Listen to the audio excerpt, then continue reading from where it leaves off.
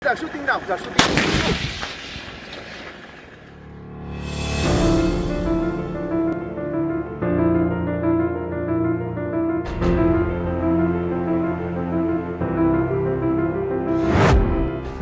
شەڕی فەڵەستین و ئیسرائیل لە شەڕەبەردەوە بۆ موشەکباران شەڕێک کە بە درێژایی ساڵانێکی زۆر بەردەوامە و ناوبەناو سەر هەڵدەداتەوە مێژوویەکی دوور و درێژ لە داگیرکاری و قۆرەخکردنی مڵک و ماڵی یەکتر شەڕێک کە بەشێک لە سەرچاوەکان جوولەکە بەستەم لێکراو دەزان و بەشێکیش موسڵمانەکان ماوەی چەند ڕۆژێکە شەڕ و پێکدادانی نێوان ئیسرائیل و فەڵەستین جیهانی بەخۆیەوە سەرقاڵ کردووە زۆرینەی قوربانیەکان منداڵ و ژنن کەم ڕۆژ هەیە بەهۆی هێرشی ئیسرائیلەوە باڵەخانەیەکی کەرتی غەزە دانەتە پێت و لە بەرامبەردا حەماس موشەکبارانی تەل ئەبیب نەکات شەڕی ئەمجارەی ئیسرائیل و فەڵەستین جیاواز لە هەموو شەڕەکانی ڕابردوو بە موشەک و تۆپ و تانک بەڕێوە دەچێت لە کاتێکدا لە ساڵانی ڕابردوو فەڵەستینیەکان بەبەرد و ئیسرائیلەکانیش بە فیشەکی لاستیکی و هەندێک جاریش بە گولەی بکوش شەڕیان کردووە ئەم جارە باڵەخانە و فەرمانگە و بەڕێوەبەرێتیە گەورەکانی فەڵەستین ئامانجی موشەکەکانی ئیسرائیلە و حەماسیش دەست ناپارێزیێت و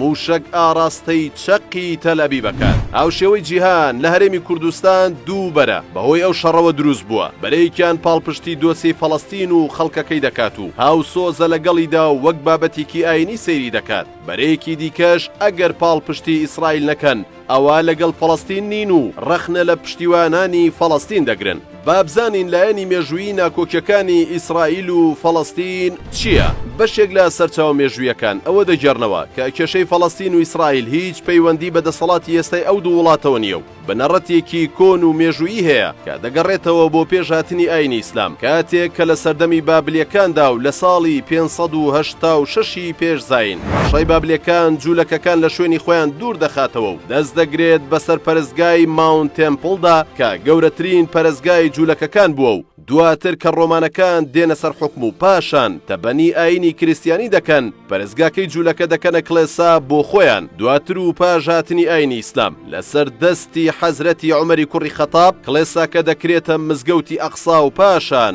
لە سەردەمی عەبدولمەلیکی کوڕی مەڕواندا قوبەتول سەغرا لەسەر ئەو شاخە دروستکرا کە پێشتر پەرستگای جوولەکەکان و دواتر کڵێسای کریستیانەکان و ئێستاش مزگەوتی ئەقسایە ئەم شوێنە بە درێژایی مێژووی ململانێ و شەڕی خاچپەرستان و موسڵمانان چەند جارێک کراوەتە کڵێسا و دواتریش بە مزگەوت بەڵام ئەوەی کە لە 100 ساڵی ڕابردوودا و بەتایبەت لە دوای دروستبوونی دەوڵەتی ئیسرائیلیەوە لە ساڵی 1948 شەڕی گەورە و بەردەوامی لەسەر کراوە لەلایەن ئیسرائیل وەک دەوڵەت و فەڵەستینیەکان و گروپە چەکدارەکانی فەڵەستین وەک موسڵمانان بووە جەنگی فەڵەستین و ئیسرائیل دەستەواژەیە کە بەکاردەهێنرێت بۆ ناکۆکی سیاسی و سەربازی و مێژووی و مرۆڤایەتی لە فەڵەستین لە ساڵی 1997ەوە دەستی پێکردووە کە بەهۆی کۆنگرەی یەکەمی زایۆنیەکانەوە بووە یەکەمین زەنگی جەنگی عەرەب و جوولەکە لەو کاتەوە لێدرا لەو کاتە بەدواوە لە نێوان عەرەب و جوولەکە ناکۆکی دروست بوو بەڵام هەردوو جەنگی یەکەم و دووەمی جیهانی وای کرد کێشەکە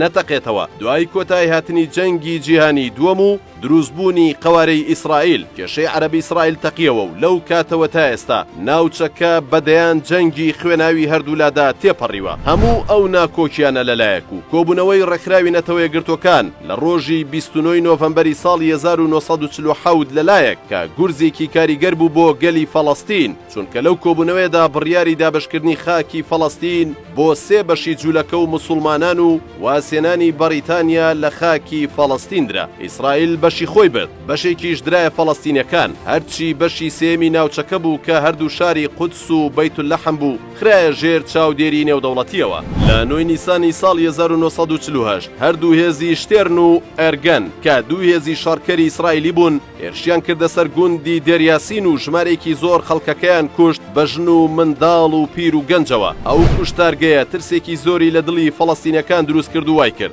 زۆربەیان کۆچ بکەن و ناوچەکە جێبێڵن بەوەش دەرگای جەنگێکی درێژخایەن کە مێژووی ڕۆژهەڵاتی ناوەڕاستی گۆڕی کرایەوە ساڵی 1948 یەکەم جەنگی گەورەی عەرەب و ئیسرائیل دروست بوو کاتێک ئەریەک لە میسر و ئوردن و سووریا و لوبنان و عێراق سوپایان ڕەوانەی خاکی فەڵەستین کرد بۆ ئەوەی ڕێگری بکەن لە جوولەکە لەگرتنی ئەو ناوچانەی کە بەپێی بڕیاری 1994 پێی درابوو بەڵام جەنگەکە بە شکستی هێزە عەرەبیەکان کۆتایی هاتوو. سوپای ئیسرائیل لە ناوچەکانی خۆی زیاتری گرتەوە هەرچەندە وڵاتانی عەرەبی خۆیان بە داکۆکیکاری سەرسەختی کەیسی فەڵەستین دەزانن بەڵام هیچیان ئامادەنین ڕاستە و خۆ بچنە بەرەی دژایەتیکردنی ئیسرائیلەوە و زۆر بەشیان بەرژەوەندی هاوبەش لەگەڵ ئیسرائیل کۆی کردوونەتەوە هەرچی پەیوەندی بە تورکیاوە هەیە لە ڕاگەیاندەکانەوەی هێرشی تون دەکاتە سەر ئیسرائیل بەڵام لە ژێرەوە یەکێکە لە وڵاتانەی پەیوەندیکی پتەوی ئابووری و ئەمنی لەگەڵ تەل ئەبیب هەیە. لە سەردەمی دۆناڵد ترامپ سەرۆکی پێشووی ئەمریکا گرێبەستی سەدە بۆ چارەسەری کێشەی فەڵەستین ئیسرائیلاتەکایەوە.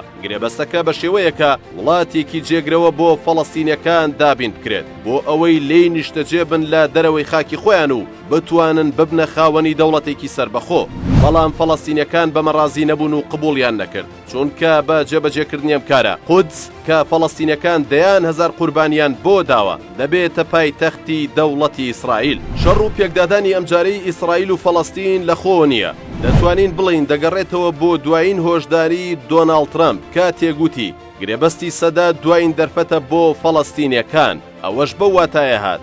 کە ئەگەر ئەوان پلانەکە ڕەت بکەنەوە لەوە بەرپرسیارترە بن کە ڕوودەدات.